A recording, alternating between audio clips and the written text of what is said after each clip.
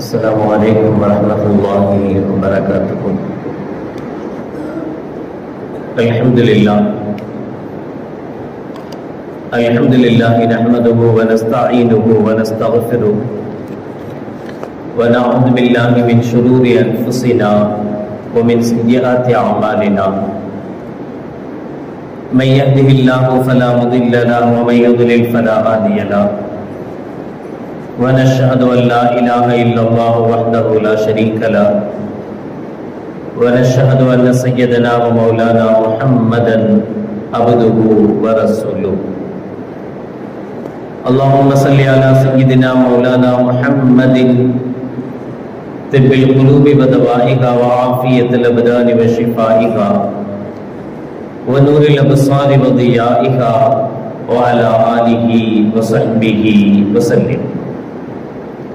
أما بعد فقد قال الله تعالى في القرآن العظيم والفرقان المجيد: أعوذ بالله من الشيطان الرجيم. بسم الله الرحمن الرحيم.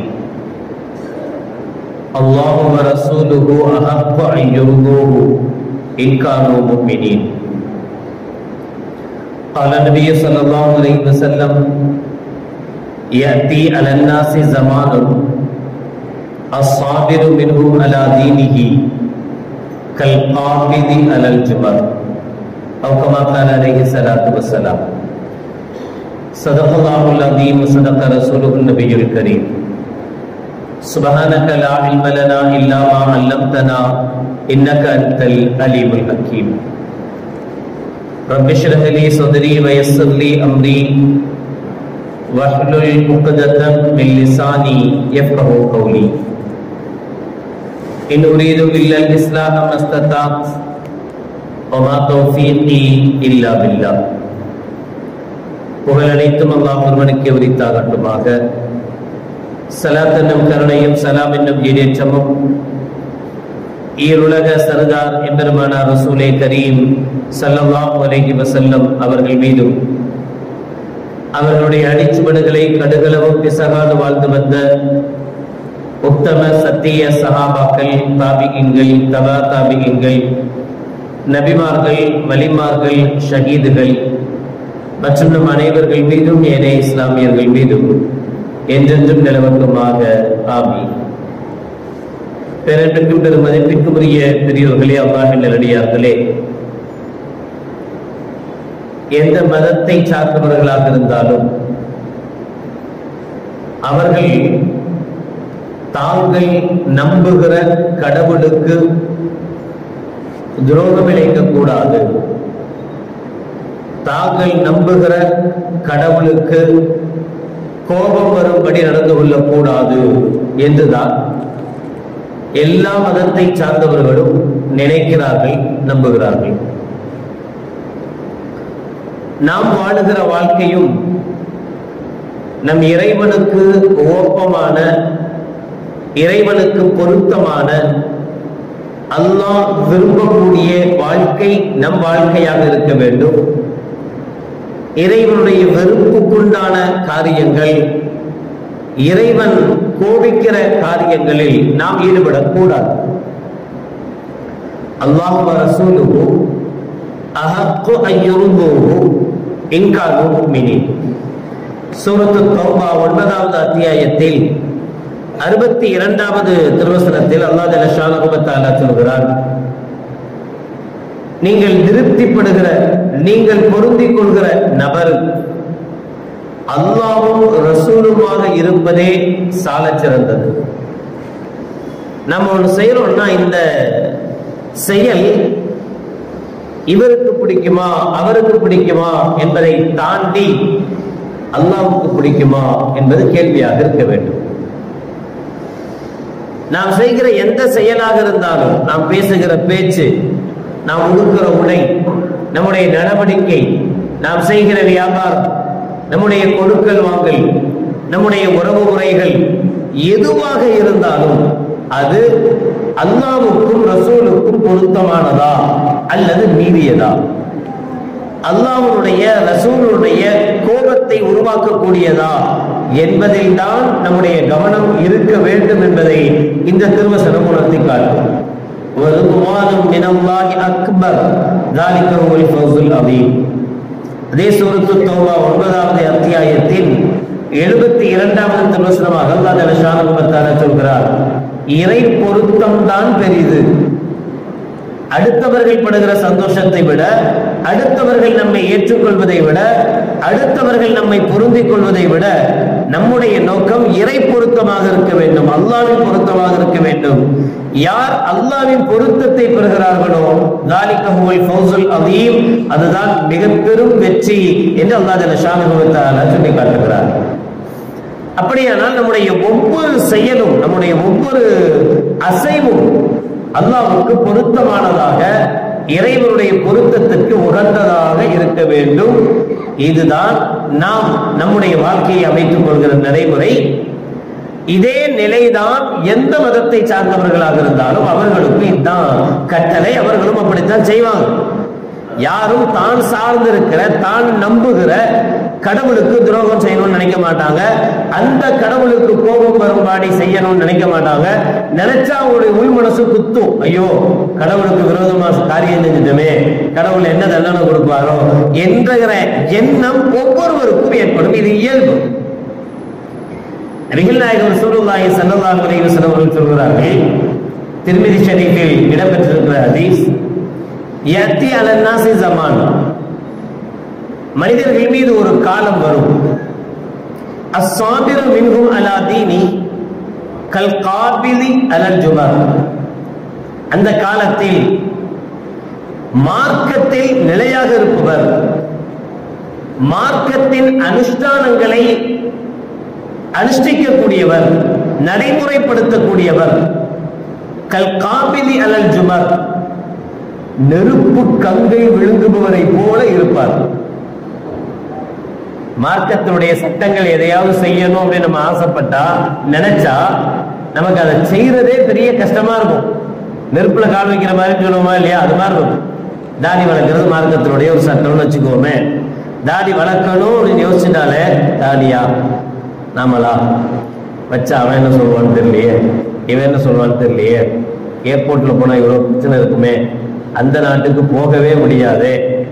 ஒரு சின்ன சட்டம், ஒரு சுன்னத்து தான், கடமை கூட இல்லை, சுன்னத்தான ஒரு நிகழ்வு. இதை நம்ம வைக்கணும்னு ஆசைப்பட்டாலே இது எப்படி இருக்கு, ஏதோ நெருப்புல கால் வைக்கிற மாதிரி இருக்கு. இது போல ஒவ்வொரு மார்க்க சட்டத்தையும் அனுஷ்டிக்க ஆரம்பிச்சா, ஒவ்வொரு மார்க்கத்தினுடைய சட்டங்களையும் எடுத்து நடக்கணும்னு நினைக்கும் போது அது மிகப்பெரிய பாரமாக மாறி போகிற ஒரு காலம் வரும் என்று நபிகள் நாயகம் ரசூலுல்லாஹி ஸல்லல்லாஹு அலைஹி வஸல்லம் அவர்கள் சொன்னார்கள். நாம் கிட்டத்தட்ட அந்த காலத்தில் வாழ்ந்து கொண்டிருக்கிறோம். ஒரு மார்க்க சட்டத்தை நடைமுறைப்படுத்துவதில் நமக்கு அவ்வளவு பிரச்சனைகள் இருக்கிறது. சாதாரணமா ஒரு கல்யாண வீட்டுல போய் விருந்து சாப்பிட்டா எல்லாரும் ஜாலியா தட்டை தூக்கிட்டு நின்று திங்கும் போது நாம இடம் இருந்தால் கூட உட்காரணுமான்னு யோசிக்கிறோம். உட்கார்ந்தாலே வித்தியாசமா பாக்குறாங்க. சே, இங்க வந்து உட்கார்ந்து சாப்பிடலாம், இதெல்லாம் நின்று சாப்பிடுற இடம், இங்க போய் எவனாவது உட்காருவானா அப்படி பாக்குற அந்த பார்வை நம்மளை எரிக்குது, நம்மளை காயப்படுத்துது.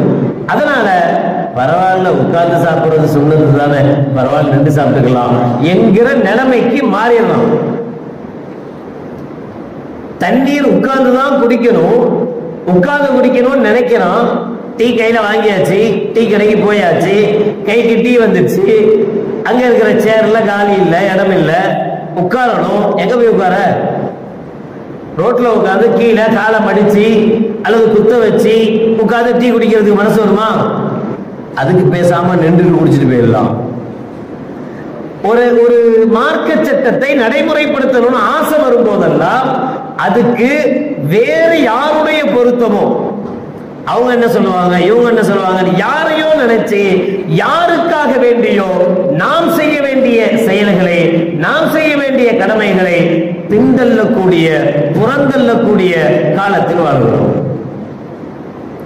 இப்படித்தான் எந்த விழாக்களாக, எந்த கொண்டாட்டங்களாக, எந்த திருவிழாக்களாக அது இருந்தாலும் கூட நாம அதை நடைமுறைப்படுத்தும் போது நம் முன்னால் ரெண்டு கேள்விதான். ஒண்ணு, நாமளும் இதை செய்யறதா இருந்தா இதனால் அல்லாஹ்வின் பொருத்தம் நமக்கு கிடைக்குமா, கோபம் கிடைக்குமா?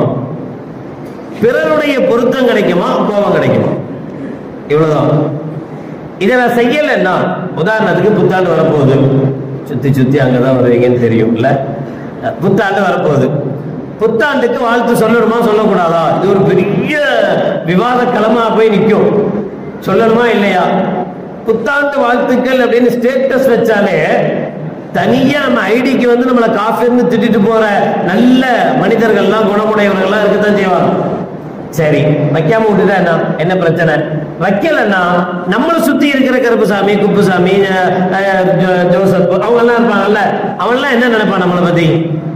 என்னப்பா நம்ம கொண்டாடுற ஒரு கொண்டாட்டத்துக்கு ஒரு வாழ்த்து கூட சொல்ல மாட்டேங்கிறார் பாய். வாழ்த்து சொன்னா என்ன குறைஞ்சு போயிடுவாரு? கொண்டாடுறது நான் தானே, நீ நான் கொண்டாடுற, இதை நான் கொண்டாடுறேன், நீ வந்து என் சாமியை கும்பிட போறது இல்ல, நீ வந்து என்னுடைய கொண்டாட்டத்துல பங்கு கொள்ள போறது இல்ல. நான் என்னுடைய ஐதீகத்தின்படி, என்னுடைய நம்பிக்கையின்படி ஒரு விழா எடுத்து ஒரு விழாவை கொண்டாடுறேன். அந்த விழா கொண்டாட்டத்தின் போது நீ பாயா இருக்கிற நீ ஒரு வாழ்த்து சொன்னா என்ன குறைஞ்சு போயிட போற அப்படின்னு யார் கேட்பா? நம்மளுடைய நண்பர்கள் ஜோசப், கருப்புசாமி, குப்புசாமி எல்லாம் கேட்பான். இப்ப வாழ்த்து சொல்லவா வேணாமா? சொன்னா இங்க பிரச்சனையா இருக்கு, சொல்லலைன்னா அங்க பிரச்சனையா இருக்கு. எதை பார்க்க? நம்முடைய எல்லா விஷயத்திலும் இந்த ரெண்டு பிரச்சனை தான் இருக்கும். அல்லாஹ்வுக்காக இதை செய்யவா இல்ல மற்றவனுக்காக இதை செய்யவா? இது அல்லாஹ்வுக்காக நான் செஞ்சா மற்றவன் என்ன திட்டுவான், அந்த திட்டுக்கு நான் ஆளாகணும். இதை மற்றவனுக்காக நான் செஞ்சா அல்லாஹ்வுடைய கோபம் எனக்கு வரும், அதுக்கு நான் தயாரா இருக்கணும். ஃபினிஷ். இதுல என்ன வேணும் என்று முடிவு செய்ய வேண்டியவர்கள் நாம். எந்த ஒரு கொண்டாட்டமாக இருந்தாலும் சரி, இப்ப சாதாரணமா இப்போ சகோதர சமுதாயத்தவர்கள் நம்மள்ட்ட என்ன கேட்பாங்க? ஏன்பா நீங்க பெருநாள் கொண்டாடுறீங்க, அப்ப மட்டும் நாங்க வாழ்த்து சொல்றோம்ல, பெருநாள் வாழ்த்துக்கள் அப்படின்னு சொல்லத்தானே செய்யறோம், ஈது வாழ்த்துக்கள் அப்படின்னு சொல்றோம்ல, அது மட்டும் உங்களுக்கு இனிக்குது, நாங்க கொண்டாடும் போது மட்டும் நீங்க வாழ்த்துன்னு சொன்னா உங்களுக்கு கசக்குதா? நீங்க சொல்ல மாட்டீங்களா அப்படின்னு யதார்த்தமா கேட்கதானே செய்வான். அவன் நியாயம் தானே, அவன் கேட்கறதுல என்ன தப்பு இருக்கு? இப்ப நாம என்ன செய்யணும், நாம என்ன நடக்கணும், எப்படி செய்யணும்?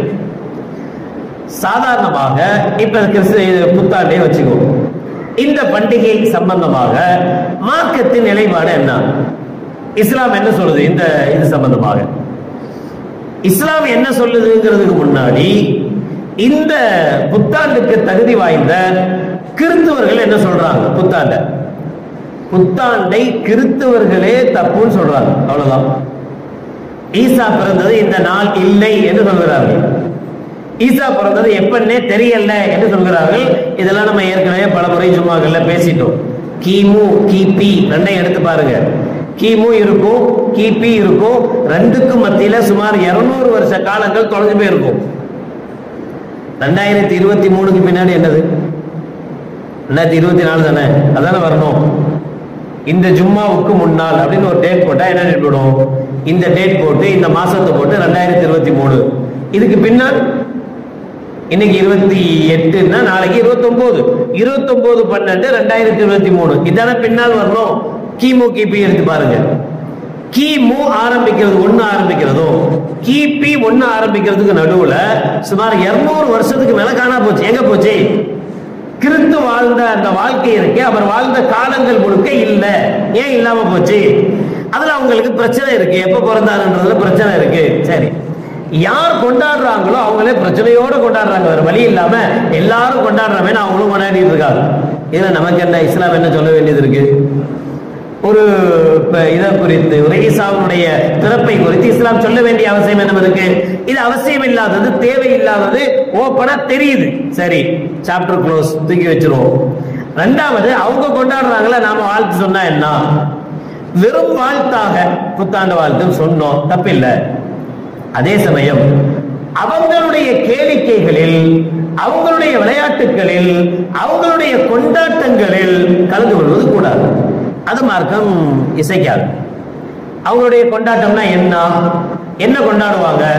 என்ன கொண்டாடுவாங்க? 12 மணி வரைக்கும் வெயிட் பண்ணுவாங்க, 11 மணில வெயிட் பண்ணுவாங்க, 12 மணி ஆகணும், அப்புறம் நொடி ஒவ்வொன்னா குறையும், குறைஞ்சு 0ல வந்து நிற்கும், அப்புறம் டக்குன்னு 12:01 அப்படின்னு வந்த உடனே அல்லது 11:59 முடிஞ்சு 12 என்று வந்த உடனே எல்லாரும் சேர்ந்து சத்தம் போட்டு அப்படி ஏதோ ஒன்று சொல்லுவாங்க, எல்லாம் சேர்ந்து சத்தம் போடுவாங்க, எல்லாரும் வெடி வெடிப்பாங்க, எல்லாம் கேக் வெட்டுவாங்க. இதுதான் அவங்களுடைய கொண்டாட்டம். என்ன செய்வாங்க? இதுதான் செய்யறாங்க. இதை நாம செய்யறதுக்கு என்ன இருக்கு? நாம இதை செய்ய முடியுமா? இஸ்லாமியர்கள், முஸ்லிம்கள் இதை செய்ய முடியுமா? முடியாது. ஏன்னா இந்த கொண்டாட்டமே நம்மள்ட்ட இல்ல, அதனால இது நமக்கு தேவையும் இல்லை. சரி விட்டுருவோம், தேவையில்லை, கொண்டாட்டம்னா தேவையில்லை. மெரினா பீச்சுக்கு போறதுமா தப்பு?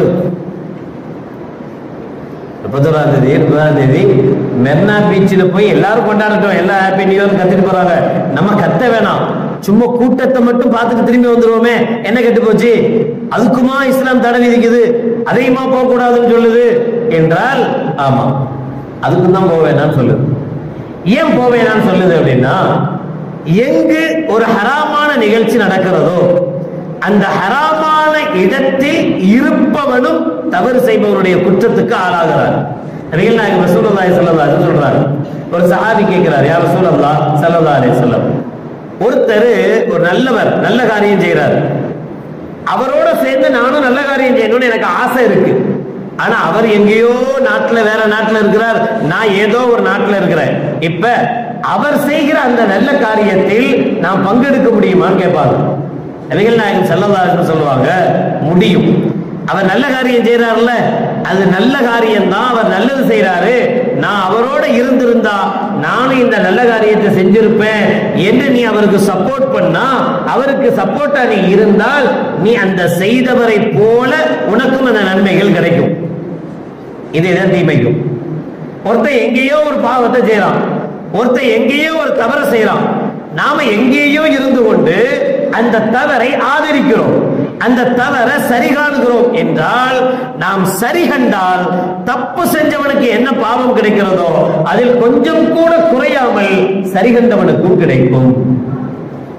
அப்ப என்ன செய்யக்கூடாது? மெரினா பீச்சுக்கு போக கூடாது, பாண்டிச்சேரி பீச்சுக்கு போக கூடாது, இது மாதிரி கேலி ஆட்டங்கள் நடைபெறுகிற இடங்களுக்கு போகக்கூடாது, அங்க போய் கத்தக்கூடாது, இது நமக்கு தேவையில்லாதது. சரி, யார் கொண்டாடுகிறார்களோ அவர்களிலே, அவர்களில் நல்லவர்கள், அவர்களில் உயர்ந்தவர்கள், அவர்கள் மறுக்கிற விஷயங்கள் என்ன? மது. சர்வசாதாரணமாக அந்த நாள்ல கொண்டாட்டம் என்கிற பெயரில் சர்வசாதாரணமாக மது பரிமாறப்படுகிறது. நல்லா குடிக்கிறாங்க, குடிச்சிட்டு கண்மூக்கு தெரியாம என்ன வேணாலும் பேசுறாங்க, எப்படி எல்லாமோ இருக்கிறாங்க. மதுவை பொறுத்தவரை நாம் சொல்லி தெரிய வேண்டிய அவசியம் இல்லை, மார்க்கம் பக்கத்துல கூட போவேனான்னு சொன்ன விஷயம் மது.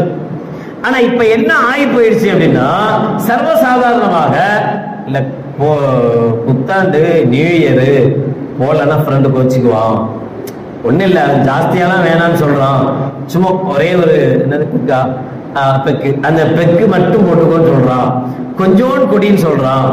குடிக்கலன்னா என்ன ஆகும்? நீ குடிக்க மாட்டேன், நான் முஸ்லீம் பா, நான் குடிக்க மாட்டேன்னு நீ சொன்னா என்ன ஆகும்? அவன் ஃப்ரெண்ட்ஷிப் கட் ஆயிடுறியா? ஆகட்டுமே.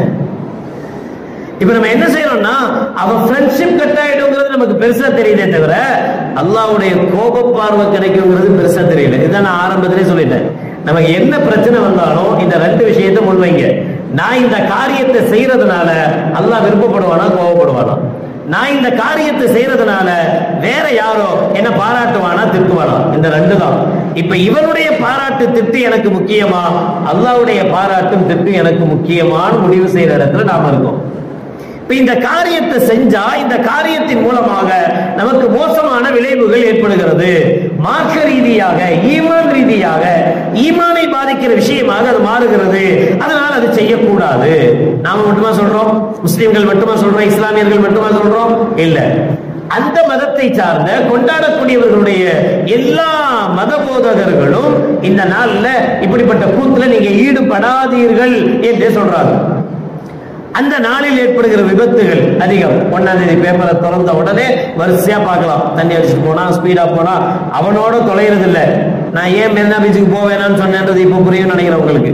நாம சும்மா தான் போயிட்டு சும்மா தான் திருப்பி வருவோம். 1 மணியோட கேளிகள் யாராவது முடிஞ்சிருக்கும், 1 மணிக்கு சரி முடிஞ்சு போச்சு வீட்டுக்கு போலாம் அப்படின்னு பிள்ளைங்க எல்லாம் சேர்த்து கூட்டு வருவோம். எவனோ ஒருத்த சம்பந்தமே இல்லாம வந்து நாம போற டூ வீலர்ல தட்டி விட்டு நாம கீழே விழுந்து நமக்கு பயங்கரமான காயம் இருக்கும். அவன் எந்திரிச்சு அடுத்த ஸ்கூட்டர் எடுத்துட்டு போய்கிட்டே இருப்பான். அதனாலதான் போவேன்.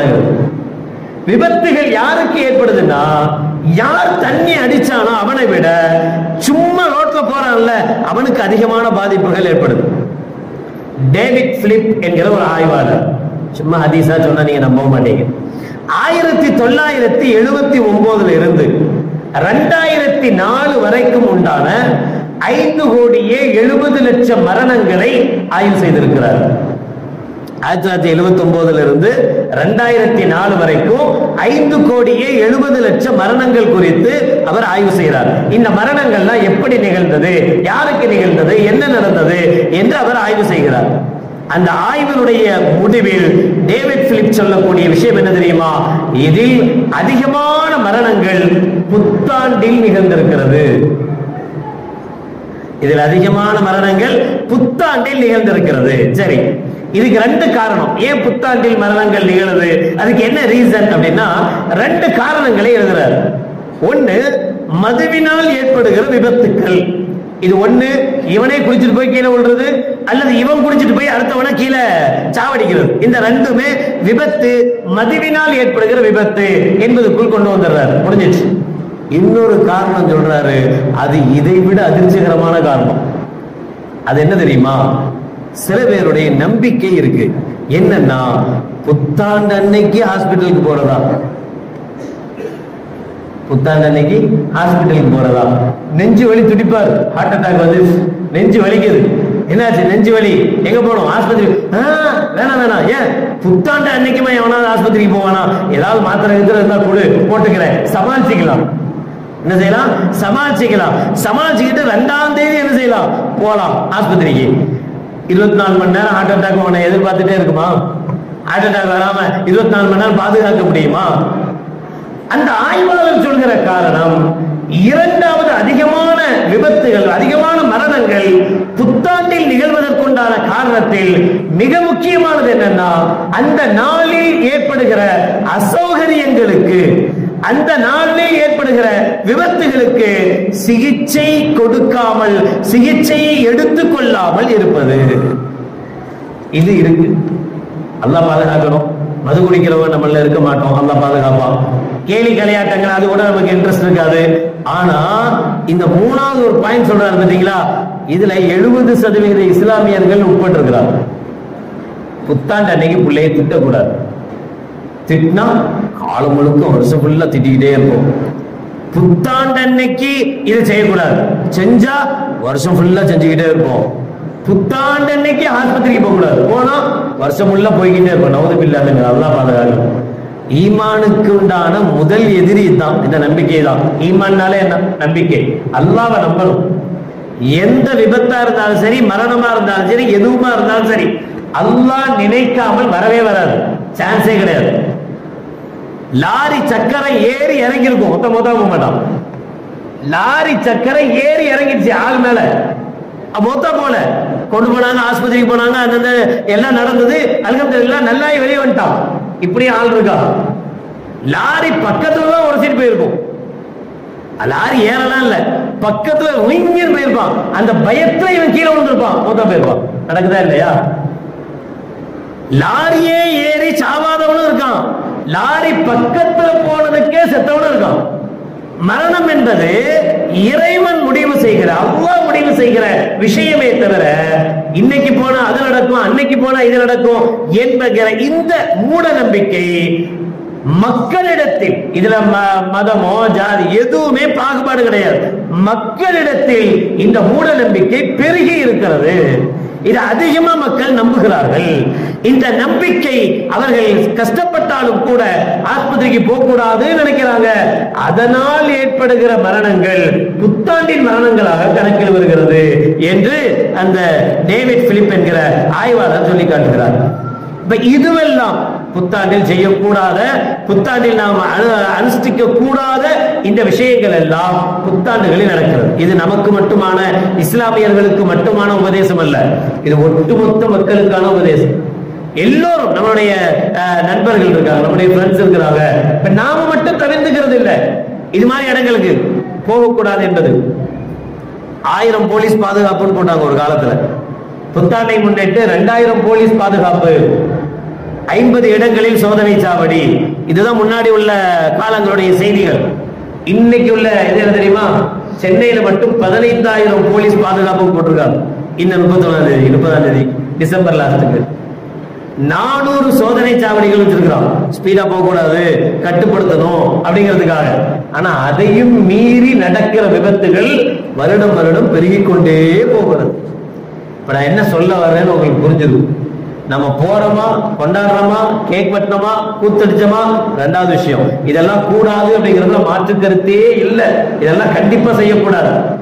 நாம் ஒரு விஷயத்தை இதை செஞ்சா என்ன தப்புன்னு நினைக்கிறோம்ல, அதையும் செய்யக்கூடாதுங்கிறேன்.